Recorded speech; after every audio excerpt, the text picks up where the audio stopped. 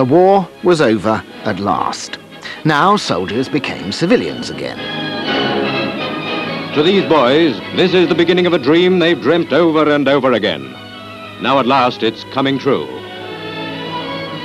I got home in June 45. We had, of course, hoped that we were coming back to a free world of motoring and this, that and the other. But of course that was a forlorn hope. Rationing, everything was rationed. Food rationing was worse after the war than it was during the war in many respects. Post-war Britain was broke, deep in debt to her American ally. And whatever the returning heroes might have hoped for, motoring was a luxury the nation could still not afford. But there was a small consolation prize for some of them. They decided that prisoners of war were going to get a petrol allowance when they got home, so to give them a little bit of freedom. And so in August 1945, we set off for Brixham from Birmingham, and we got as far as just beyond Weston-super-Mare when we had a puncture. And we had to get in touch with my mother back in Birmingham to contact the local Ministry of Transport to get a permit so that she could buy us a remold tyre, which she then had to put on the train and send to Weston-super-Mare, and I had to collect the tyre from the station and fit it before we could carry on to go to start our holiday.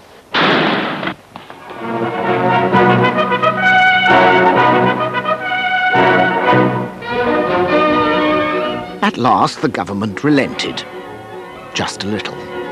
The return of a drop of petrol is naturally welcome news to every motorist, and owners of cars will certainly waste no time in getting their old four-wheel friends out of storage. The battle for basic has been long and tough, so there's all the more rejoicing over the present concession, though heaven only knows when really free motoring will be restored. So, with the old bus in good trim, the owner-driver will at last be taking the road again. But I'm afraid his travels, like his petrol, are sure to be strictly limited for a long time to come.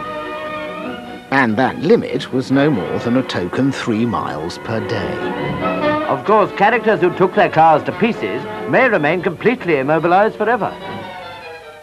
But help was at hand. Many demobbed dispatch riders and mechanics simply exchanged one uniform for another by joining the paramilitary ranks of the AA motorcycle patrols. Almost without any exception, everybody who was on the patrol service in the AA had been in the military. We did look smart, and I was quite used to it. I mean, I'd been well drilled, and I think everybody was. But the feeling that most people came out of the services was rebellion, really, and that's why they had this Labour government. You see, it was a release from discipline, when you can say boo to the geese and so on. They used to salute us. They used to be on duty on crossroads, and if they saluted you and sort of gave you priority on the motorists, you felt quite important. Granny was very impressed.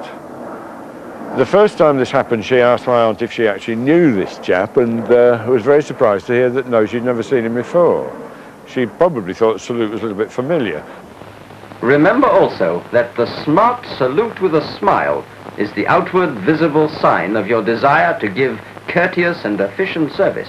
You're an active and continuous reminder to members and to non-members of the service you are there to provide. In the army, of course, you didn't smile, because when you saluted the CO, he would have thought there was something seriously wrong if you had given him a beautiful smile. You looked dead stern and flung your hand up, you see, with a bit of a bounce like this. But we'd had rather a lot of that, and we'd just cast it off. So a more of a friendly signal, something like this, you know, or near enough saying hello there, just like that. And people would usually wave back, and if they didn't, well, we thought, you know, stuck up so-and-so. There was, I think, a school of people who saw the AA in what they were in the pre-war years, which was more or less a servant to master attitude. And the members, some of them, would pull up a little distance from you and sort of sound the horn or say, I say, come here. And that was a signal for you to proceed very slowly in their direction.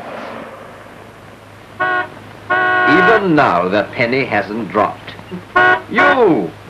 At last. Look at that slack and slovenly walk. No salute, and listen to this. Hello, old man. Anything wrong? Yes, there is. Is there a garage fairly close? Yes, about 4 miles down the road. I'll follow you down to make sure you get there safely. Don't forget, no money, no petrol. All right, all right. This patrol is anxious to please and is willing to go out of his way to help, but he spoils it all by his dreadful approach, misplaced humor, and generally slack attitude.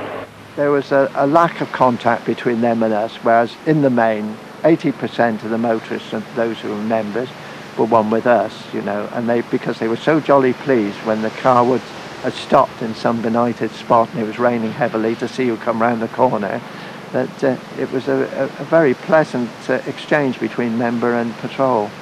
The man in the street owned a car which tended to be a bit of a banger, because as you can imagine, things had been pretty bad all through the war. Cars had been laid up, stuck away in garages, sitting on blocks, and cars were in a pretty bad state at that time. There was a lot of bodging made to get the things on the road, and some of the things that were done, they were really criminal. It was a time for the, what do they call them now? Spibs, I think it was. And they had cars on bomb site, just like Walker in Dad's army. There were loads of them around in the motor trade. They're not now, of course. Very respectable business. He would be selling fruit in the West End from a barrow. He would be selling strange, dodgy motors, as they used to say, at night, under a street lamp in the rain, preferably, because that's when a motor car, second-hand motor car, really looks its best. And now let us look at the body. I gave a lift to a lady who lived nearby, and there was a big humping noise from behind, and I glanced around and I saw this lady's feet stuck up in the air behind me. And what had happened was that the car was so old and decrepit and so badly rusted away that the back end of the bodywork had simply collapsed down between the chassis members. So I thought, well, how am I going to fix this? I remember a car that the bodywork was made from biscuit tins welded or brazed together. Radiators under air pressure of 10 pounds to the square inch are tested for leaks. I have seen radiators 9/10 full of concrete. You could drive a car like that as far as 300 yards sometimes before it boiled. Braking is of the famous Lockheed hydraulic type. The most curious thing I remember was that the man seemed to have in his brake fluid nothing more than cow's milk. And the gearbox itself is just as important. There was sawdust put in the gearbox, and you could also buy some incredibly heavy oil that disguised the slack that was in the box. Everybody said, oh yes, I bought one with sawdust in the gearbox. No, you didn't. Sawdust wasn't any good in the gearbox, but the ground cork in which they packed grapes, that's the stuff to put in the gearbox, because it's compressible, it silences the nasty noise, and when the gear shift comes off in your hand, well, you were going to have to get a gearbox anyway. If you could make it run 50 yards, it would probably run 5 miles, which has got to be inside the terms of the deal. Cars are now coming off the assembly lines in increasing numbers. Big cars and little cars, and lots of them for export.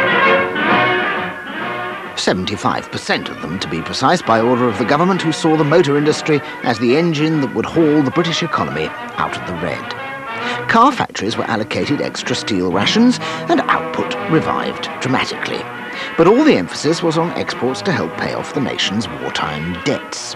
For the home market, a doubling of pre-war prices, plus a hefty purchase tax, ensured that only the better off got the handful of new cars that were made available.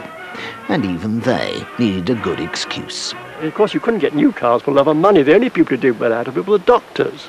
If you were a doctor, you became a car trader, not a doctor, because that's where you made your money. Because you could buy brand new cars fairly frequently for the list price, and you could get 50% more after 6 months. The International Motor Exhibition at Earl's Court was opened by the Duke of Gloucester. The fact that over 17,000 people attended on the first day proves how car-hungry the post-war public is. In 1948, the Motor Show returned at last. The effect was electrifying, for here was the future, designed, of course, specifically for the export market. The new-look Standard Vanguard and the revolutionary Jaguar XK120. But the real star of the show was a modest family saloon car, the Morris Minor. You'd see them at the motor show, but the chances of getting a Morris Minor were nil, unless you had a friend in the trade. And because it had to be exported. So the Austins and Morrises were being exported like crazy. We went over to Norway and Sweden to find the garages jammed out with Morris Minors, and it was a bit galling to see British cars where you felt your own need was greater than theirs. The company rang me up and said, according to our books, you've got a car in order, do you still want it? I said, good, do I still want it? I mean, they were like gold dust. They said, well, we've got two. You can choose either you like. One has got a new idea. It's got a radio built in. And the other one's got a completely new idea. It's got a heater built in that keeps your feet warm. You can have either one or the other. And that was a problem. Both brand new ideas.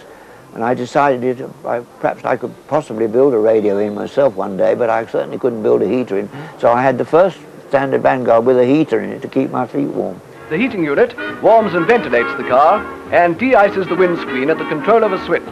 We'd go shopping in it, I and my wife, and when we came back from the shops with our packages, couldn't get into the car because it was surrounded by people, men chiefly, all looking at this new car.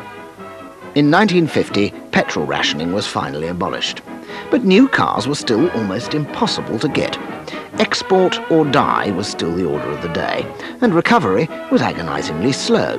But however great the frustrations at home, the austerity years were nearly over. The 1950s would be the age of plenty for the British motor industry. They go to the great community of motorists of all nations, the fellowship of all who appreciate good cars. They contribute to world commerce, surest guarantee of international understanding and peace.